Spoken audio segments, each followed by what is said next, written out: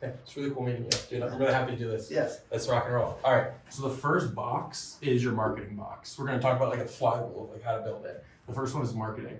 There are 3 different types of marketing. You know there. What we care about. You have traditional. What would that include? Billboards, TV, radio.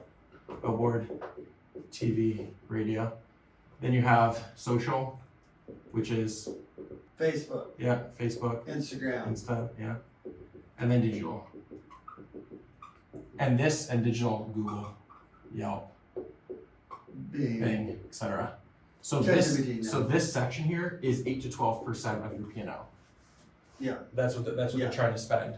And for us, at least, we're like 70% here, 15. It depends. Mm-hmm. It fluctuates Yeah. on the time. So the company is spending like, let's say $200 per lead. That starts the funnel per customer. Sure. And then it comes here to your CSR. Your CSR, we want at least an 80 to 85% booking rate of bookable calls. That is like an industry standard. You could get 90, but like 80 to 85%, we're rocking and rolling. Now, if you know a lead comes from Google, this person has like actively said, plumber near me, I need help. We know it's 48 hours to 72 hours before that person completes the job. So when the CSR knows that it's coming from Google, there's more urgency. Mm-hmm. Hey, don't worry, we're gonna help you out right away. We got this guy, he's the best, he does this all the time, etc. They might be shopping for quotes. They might be calling 3 or 4 different plumbers. If you find a lead from traditional marketing, the traditional guy, they already know your brand. They've probably, it's like sweet old grandma that gets that postcard every week. And they're like, oh yes, I know, Vector Services, they always try to help me. This person might not be shopping around as much. Mm-hmm. So you want the same urgency when the CSR books the call, but we know that there's a higher conversion rate in the 48 to 72 hours for digital. So the CSR their metrics are based off of an 80 to 85% conversion rate and notes. This is probably one of the most important things because they have to tee up the tech. Teeing up the tech means like if you know Mrs. Johnson's got a house that's from the 1950s and she has an electric problem, it's important to note the date of the house because it might be aluminum wire, it might be knob and tube wiring, and so you need to send a tech out there who knows how to flip that and how to explain that really well. This is what Tommy calls like dispatching for dollars. You got to send the right tech to the right job. Mm-hmm.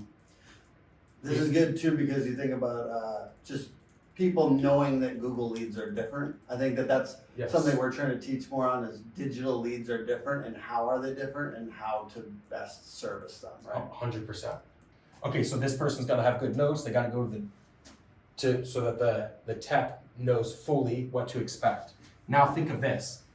If this person doesn't do their job, you've just now killed $200. That's not the problem of the digital marketing company. You've supplied them the lead. It's the problem of the CSR who didn't know how to overcome the objection, whether it was the dispatch amount that they were spending or whatever it is. So this person is the gatekeeper. They're usually the lowest paid in the company, but they're the most important. So before a company calls and says, hey, you're not giving me any good marketing leads, the first person you should look at is, let me listen to the calls from the CSR. Mm-hmm. Is this a time where you're like, hey, the toilet overflowed, and the CSR is like, what's your name? What's your phone number? Where your address? Or are they like, oh my God, I'm so sorry, Mrs. Johnson, don't worry, we're gonna take care of you. My buddy Philip is gonna go out there, he does this all the time, whatever, right? Okay. That's why we get so buddy-buddy with all these phone answering systems like Power Selling Pros and Pink Callers because that's the number one thing that we've seen broken. We have listened to a lot of calls. Sydney and I once just sat down and listened to 100 and is like, so bad, right? Totally horrible. Lots of really bad answering systems. So this person should be incentivized, like 80% is the bare minimum. Anything above 85%, you get an extra $2 per call, $5, whatever you want to incentivize them on. But the higher the call, the delta in the booking rate, they should be incentivized on. Mm-hmm. So that's like Tommy's always talking about performance pay. Even your CSR should be on the level of performance pay. Sure. Okay, so again, spending an enormous amount of money to acquire a customer every time the phone's ring. This person needs 80% gross profit margin, 80% booking rate, Then this guy, he wants to have a 75% close rate. And he has to have an average ticket. So electric, and I can help you with this. Electric might be $1,800.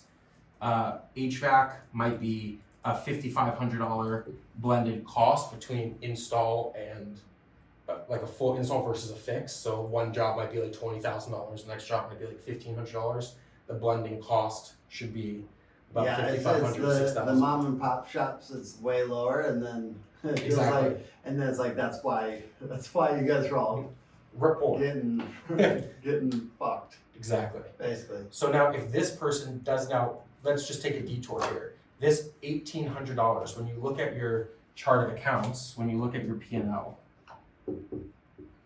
most people like don't even have a good chart of accounts that breaks down independent variables, which is the most important thing. I'll show you a really good one that we use.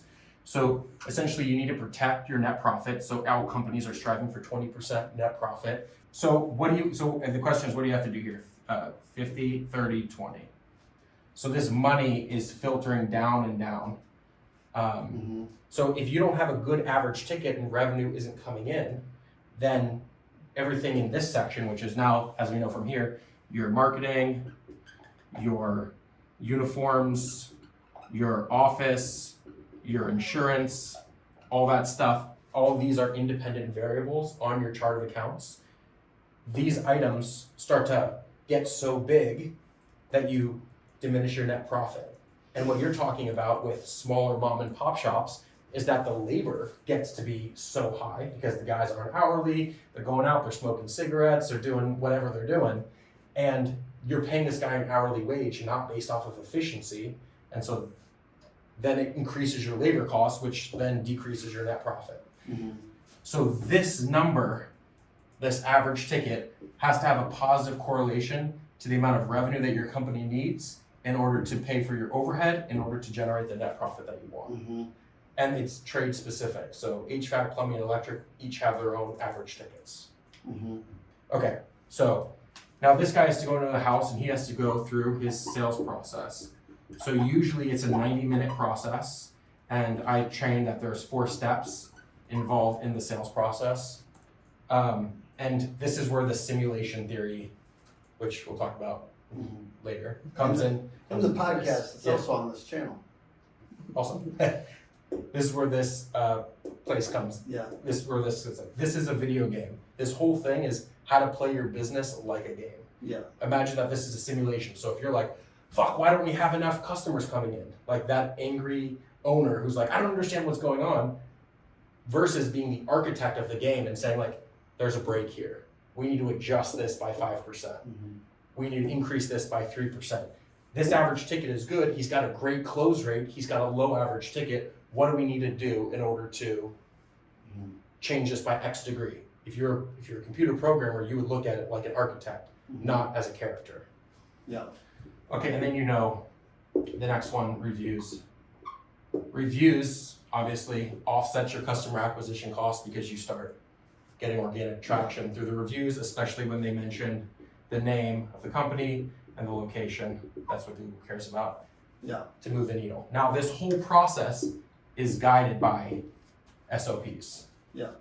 And so each one of these levels has a certain metric and KPI that you have to hit in order for the game to spin right. And in your job as the implementer, as the architect, is to look at the breaks in this game and start finding trends. So you might find at some point that the leads come from traditional marketing are better than the leads coming from digital marketing. So on a monthly basis, you can look at your spend and say, okay, this outperformed, let's move this down 5%, let's move that 5% and see what happens. And this is how you play your business like a game. Yeah, I'm always like on that particular front, I like talking about the traditional versus digital. I love brand. I think brand is always, it's ideal that it's like, in my opinion, it's like long term, it just goes more and more towards brand.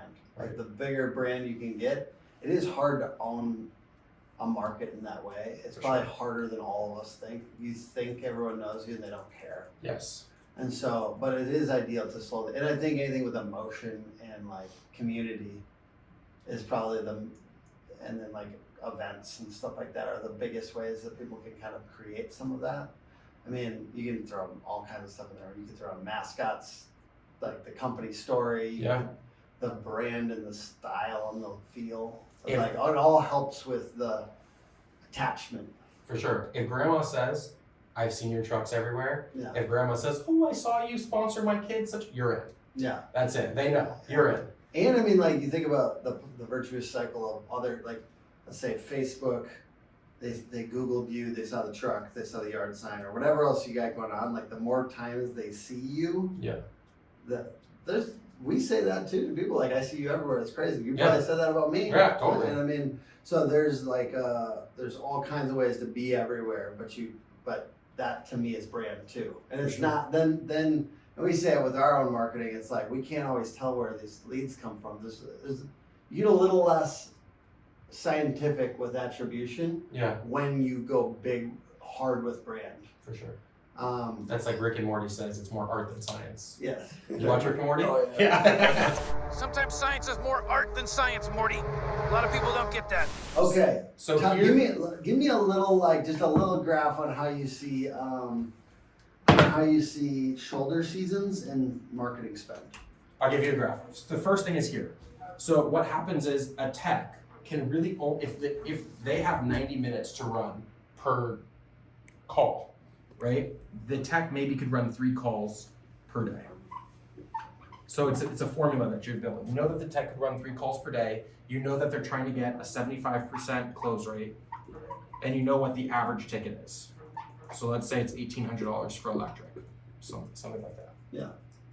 So at 3 calls, 75% close rate, and an $1,800 average ticket, you know how much per day this tech could handle. Mm-hmm. So if you have, just imagine that you have 2 techs and there are 7 calls. Mm-hmm. Well, now that 1 call you've spent the money on to acquire the customer, Mhm. you've teed them up, but it's very difficult. Where are they going to be booked? Because you don't want to dilute the customer service where each tech needs to spend 90 minutes with a customer. And that's if they don't buy it right away or you can't do the work. Oh, it's going to take longer than 90 minutes. So there is a threshold at which throwing money at your marketing dilutes the actual value if you don't have the labor to actually do the work.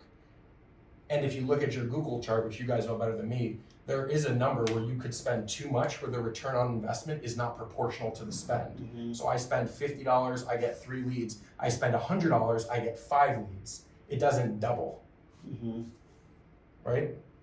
So in winter and in summer, we're in growth mode. So I'm going 10 to 12%. I'm pushing as hard as I can. Yep. That's if I'm trying to dominate the territory. And then you'll bring it down to kind of a little bit more of a maintenance vibe when the demand is low. Right. Yeah. So you space that out, and then how do you deal with the techs being around and kind of hanging out? For clarity, I just want to tell you this. I don't really base this based off of the seasons. I based it based off of the capacity of the tech. Gotcha. Because if the season is low, but the capacity of the tech, like the tech still needs capacity, Mm-hmm. or I'm allocating resources and not getting it back on my P&L, Yeah. which is the most important piece. So on the tech side for performance pay, you have to look at labor and you have to look at material costs. And obviously the labor and material costs depend on, HVAC material costs more. Electric material costs less, essentially wire, although, yeah. So that Comment below if you disagree. yeah, no, I just know a lot of electricians that are like, well, my tools, the Milwaukee tools. If Aaron Hansen is watching this, that's how I was thinking of you when I laughed. So the question is, how do you maintain your gross profit margin? Mm-hmm. The material is pretty much a fixed cost. Every year you can look at it, the prices they do fluctuate, but like you're not revisiting this every month or so. It's the labor efficiency. So if you know that you've budgeted 7 hours, but consistently the guys are doing a 10-hour job, then you have to either go back and say like, all right, I need to adjust my price to accommodate for this labor, or you have to go get a trainer in the field to say, why is this taking you 3 more hours than originally budgeted? Mhm. And so there's the importance of having consistent coaching and training on your field staff and techs. Do you guys do any of that? Absolutely. And you're like literally training them partly to be faster? 100%. So you're like, fucking braise that quicker, buddy. not necessarily braise it quicker, but we'll have when you're installing a furnace, Yeah. you're like looking like, okay, I got to connect this. It doesn't maybe fit right away. Yeah. You got to be cutting metal. You got to build the plenum. It's like, it's not just like plug it in and leave it there. And a lot of owners think maybe, oh, they're just going to plug it in Yeah. and walk away. You're building it. And I was just on an install recently, and it was like this guy, he did all the right things. The truck didn't have the right equipment, Mm-hmm. right? So we had to run to the store 3 times. So sometimes you're diagnosing outside issues from the business that may be affecting the person doing the work. Exactly. Which So the owner is not necessarily always down there. right. Yeah. Which is important. It's important for the owner to be there, or to have a service manager go there to say. So this To guy be in the trenches. you got to be in the trenches. Okay. See my boots? Trench boots. So I go on this call. This guy keeps running to the store for parts, and we see the labor is 3 hours longer than what we originally budgeted. So when I talked to him about it, I was like, hey, what happened? Well, I know what happened, which is the truck didn't have the right material, so our service manager needs to do a better job of truck requisition in order to increase the efficiency of the job. That's not necessarily the guy's capability. His truck is not outfitted appropriately. Yeah. And that you could go, well, we're losing money. We lost 3 hours of money. What the hell? We're not going to get our net profit. Or you could look at it like the architect of the game and say, we need something here before the guy goes out for truck requisition. Like if somebody engages GodMode Consulting, is your guys's, do you guys have like a specialty? Is like sales process your specialty, or what are are you a little bit more like comprehensive, or without, like, if you had to choose between comprehensive or specialized, what would you choose? It's comprehensive. Okay. So we take this map and we build like a video game map. Mm-hmm. And you have to win these certain levels over and over again in order to win the game. And if you need more help, go to godmodeconsulting.com and we will build a simulation of your business so that you could play your business like a game.